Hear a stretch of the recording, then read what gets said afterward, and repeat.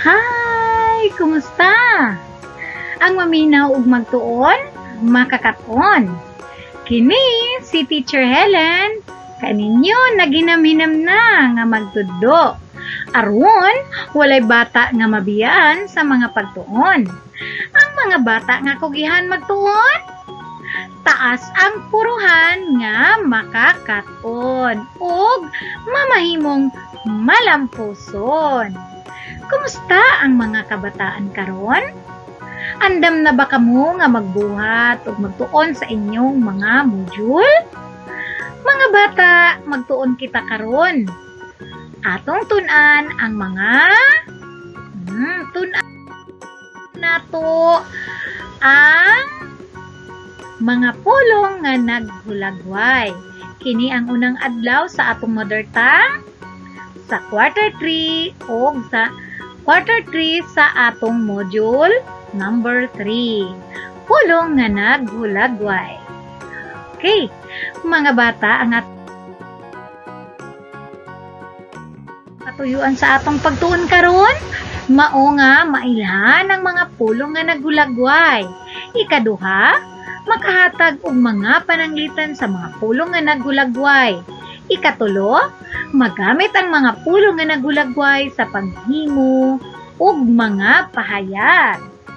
Sige mga bata, panglingkod kamo og tarong, paminaw ug iandam ang inyong mga lapis ug papel o ang inyong mga self-learning kit o ang inyong mga modules.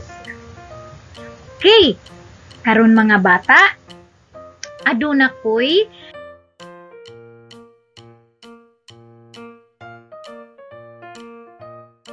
karon atong tun-an ang mga hulagway nga akong ipakita kaninyo. Una, unsa man ang inyong nakitaan? Usa ka punuan. Unsaon nato kini sa paghulagway? Moingon kita, dako ang punuan sa kahoy. Karon, mga bata, tan-awa ug susiha hain ni ana nga mga pulong ang pulong nga naghulagway. Nga naghulagway sa kahoy. Ania, ang pulong nga dako. Gihulagway nato ang punuan nga dako. Dako ang punuan sa kahoy. Busa ang pulong nga dako, pulong kini nga naghulagway. Ikaduha,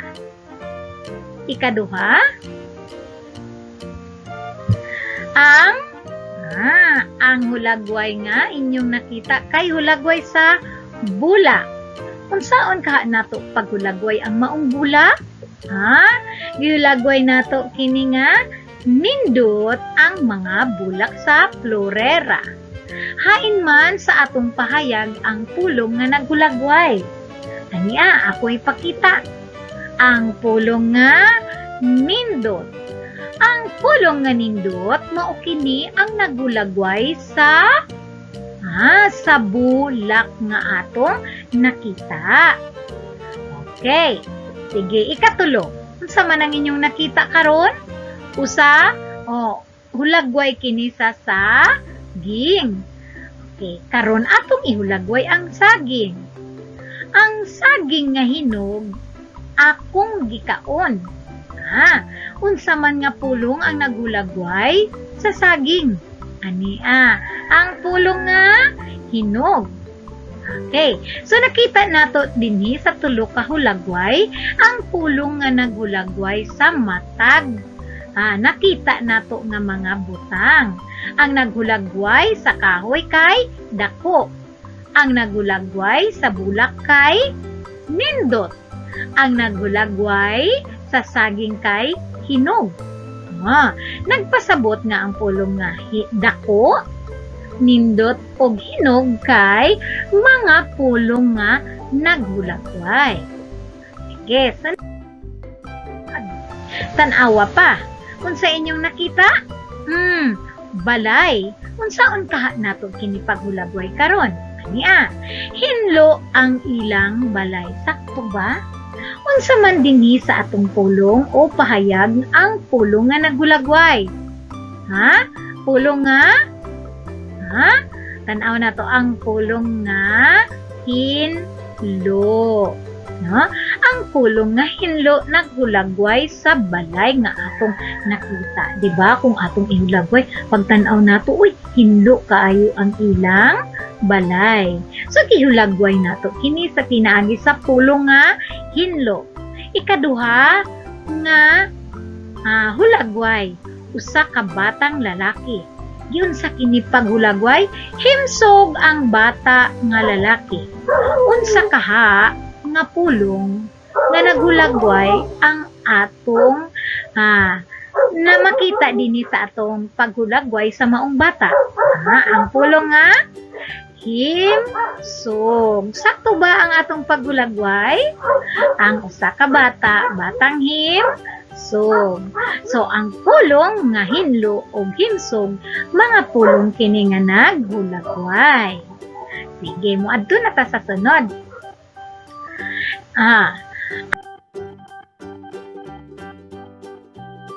Ang mga pulong nga naghulagway sa tao, hayop, butang, lugar o panghitabo. Ania ang mga pananglitan. Sama sa pulong nga himsog, pugihan, payat, tambok, maanyag, bangis, husgan, masakiton, dako, gamay, bugat, nipis, mubo, gaan, tamis, luag, limpyo, layo, duol, linaw, gubot, hadlok, malipayon.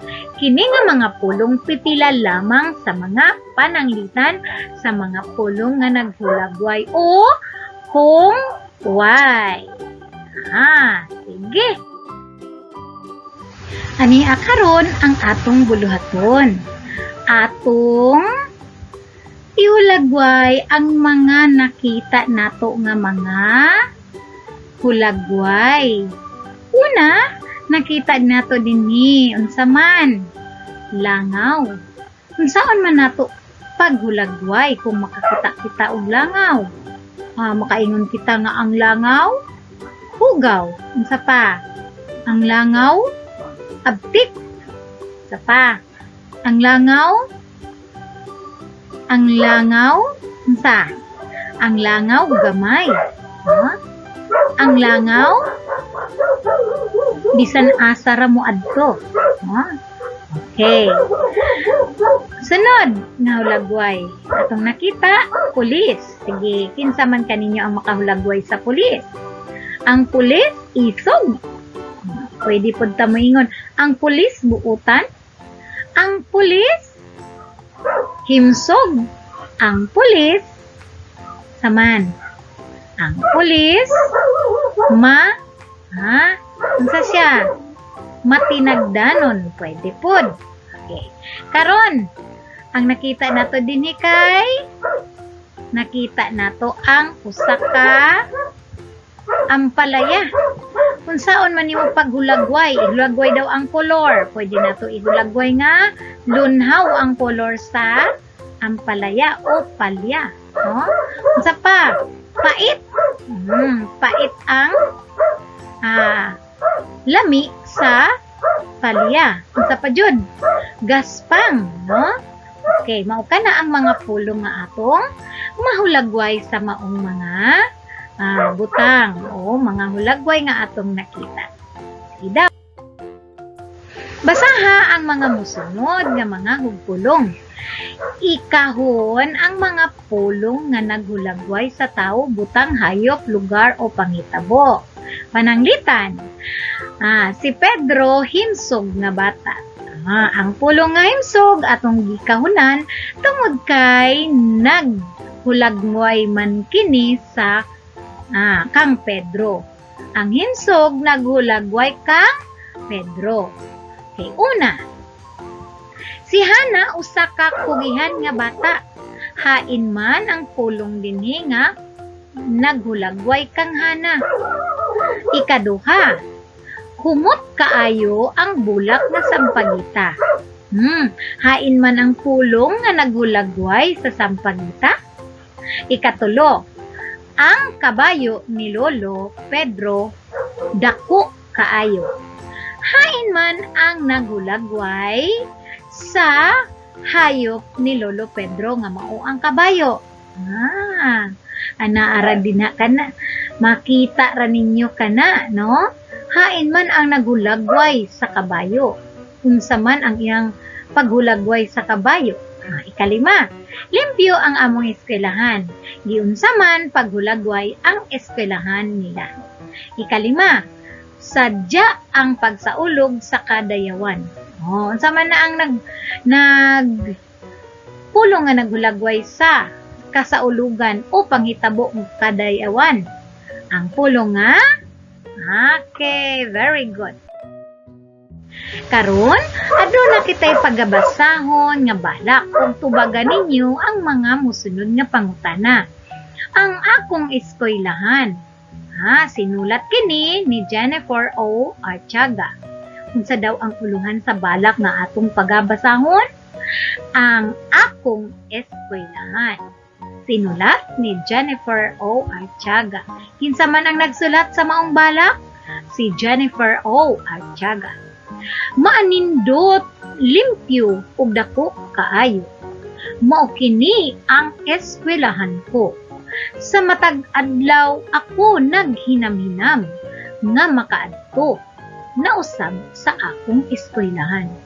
Pagbasa, pagsulat, ug labi na ang pag-ihap. Kining tanan akong nakatunan sa akong eskwelahan. Nagustuhan ba ninyo ang atong balak? Utrohon nato sa pagbasa. Basahon kini nato nga adunay pagbati o adunay tono. No? Sige, atong basahon ug pwede kamo nga musabay kanako. Ang akong eskwelahan. Maanindot, limpyo ug dako kaayo. Mao kini ang akong eskwelahan. Sa matag adlaw ako naghinam-hinam nga makaadto na usab sa akong eskwelahan. Pagbasa, pagsulat, ug labi na ang pag-ihap. Kining tanan akong nakatunan sa akong eskwelahan. Nasabtan ba ninyo? Sige daw, tanawon na ko kung inyong nasabtan ang atong gibasa nga balak. Atong tubagon ang mga pangutana. Giwan sa paghulagway sa nag-istorya o nagbalak ang eskwelahan. Yung sa kadto? Unsa man ang mga pulong nga iyang hulagway? Ikaduha, nganong naghinam-hinam man siya nga moadto sa iyang eskwelahan. Kung ikatulo, unsa ang imong nakatunan sa eskwelahan? Okay. Karon, nagbuhat kita og graphic organizer. Isulat ang mga pulong nga naghulagway sa eskwelahan gamit ang graphic organizer. Okay, diyan nato isulat, ang atong mga pulong. Sige, dinhi, ikatulong buluhaton, paghimo og mubo nga sulat, pasalamat alang sa imong magtutudlo. Kini, isulat kini sa ubos. Dinay papel nga gibutang dinhi. Tanawa ang mga porma, unsaon ba nato pagsulat sa atong maestra o atong magtutudlo. Una, isulat nimo dinha ang petsa o ang lugar diin nimo kini gisulat. Dinhi, isulat nimo moingon ka, pinahod kong magtutudlo. Pwede nimo isulat na mahal kong magtutudlo. Dinhi, pwede ka na nga magsulat din na sa imong mga sulat pasalamat. Ma'am, salamat kaayo sa imong pagtudlo kanako. Tungod kay ako nakakaton ug nakatunan nako ang daghang mga butang. Hinaot unta ma'am nga sa kanunay ikaw gihapon, ikaw ang kanunay nga hatagan sa Ginoo ug hataas nga kinabuhi aron daghan pang mga kabataan ang makakaton sa imo. Og dinhi, pwede ninyo isulat dinhi nga ang nagmahal kanimo or pwede nimo ibutang din na ang imong estudyante o ang imong magtutungha. Ang imong estudyante sa ubos isulat dayon ang inyong ngalan. Ana ang pagsulat og sulat para sa imong magtutudlo or bisan kinsa man ang imong pwede nga sulatan. Ingon ana gayon ang forma sa paghimo og sulat. Okay. Karon pilion nato sa kahon ang mga pulong nga nagulagway. Ang unang pulong gamay, naglaba, sipilyo, nagilis, lapad. Hain ni ana ang pulong nga nagulagway. Ikaduha nga linya, naligo, humot, tamis, daghan, nilakaw. Hain ni ana ang pulong nga nagulagway. Guwapa, hamis, klaro, nagkaon, na maanindot. Hain ni ana ang pulong nga nagulagway. Unya, sa kumoy sa atong video, makita ninyo ang atong tubag ni ana. Sige. Dinhi na kita sa atong pagpamalandong unsa man ang atong nakatunan. Nakatunan nato kaganina mga bata nga ang mga pulong nga nagulagay, pulong kini nga nagulagway sa tawo, hayop, butang, lugar ug mga panghitabo. Ania pa, ang mga pipila sa mga pananglitan nga atong nahimo, no, mga pananglitan sa pulong nga naghulagway. Okay, sige, ato nang tubagon. Ang langaw pwede nato kining mahulagway nga hugaw. Unsa pa? Gamay. Samukan, tinuod ba nga samukan ang langaw? Samukan kaayo. Okay, next. Ampalaya o palya. Unsa man nga pwede natong mahulagway na? Pwede natong ihulagway nga pait, gaspang, dako, apolis, hisog, buutan, himsog. Yes, sunod. Mao ka na ang atong tubag, no? Next. Basaha ang mga mosunod nga hulagway ug ikahon ang mga pulong nga naghulagway. Sama sa anya din ang pananglitan si Pedro, himsog nga bata. Ang pulong nga himsog maugayod ang tubag, no? Sige daw si Hana, usa ka kugyan nga bata. Unsa man ang pulong nga naghulagway kang ana? Kana ang pulong nga kugyan. Humot kaayo ang bulak nga sampagita. Hain ang pulong nga naghulagway sa sampagita. Ang pulong nga humot. Ang kabayo ni Lolo Pedro, dako kaayo. Hain ang pulong nga naghulagway. Dako. Limpyo ang among eskwelahan. Hain ang pulong nga naghulagway. Natural, limpyo. Sadya ang pagkasaulog sa kadayawan sa Davao. Hain ang pulong nga naghulagway. Sadya. Sige. Mga pangutana sa balak nga atong gibasa kaganina. Giun sa man, giun sa paghulagway, sa nagistorya ang eskwelahan. Nilagyaw kini niya sa maanindot, limpyo og dako. Nganong naghinam-hinaman siya. Aron, okay ning tubag. Naghinam-hinam siya nga makakaton sa pagbasa, pagsulat ug pag-ihap. Ikatulo, unsa ang imong nakatunan sa eskwelahan? Natural. Sa eskwelahan ang atong nakatunan mao. Sa eskwelahan nakakatun kita sa pagbasa, nakakatun kita sa pagsulat ug pag-ihap og mga numero. Sige niya na ang atong tubag sa atong buluhaton kaganina. Isulat ang mga pulong nga naghulagway sa eskwelahan. Unsa man kadto? Una, manindot. Ikaduha, limpyo. Ang ikatulo, dako. Sige. Kain daw ang pulo nga nagulagway. Gamay. Lapad. Humot. Tamis. Daghan. Guwapa. Hamis. Klaro. Maanid. Unan? Sigurado ko nga nakatunan kayo ninyo ang mga pulong nga naghulagway. Adunay pulong nga naghulagway sa tao, adunay pulong nga naghulagway sa mga butang, o adunay hulagway nga naghulagway sa mga lugar o mga panghitabo. Molang kadto mga bata nang hinaot ko nga duna kamoy nakatunan. I-share ug i-subscribe ang atong channel aron daghan pa mo makatunan. Bye-bye mga bata, hangtod sa sunod nato nga pag tuon. Bye!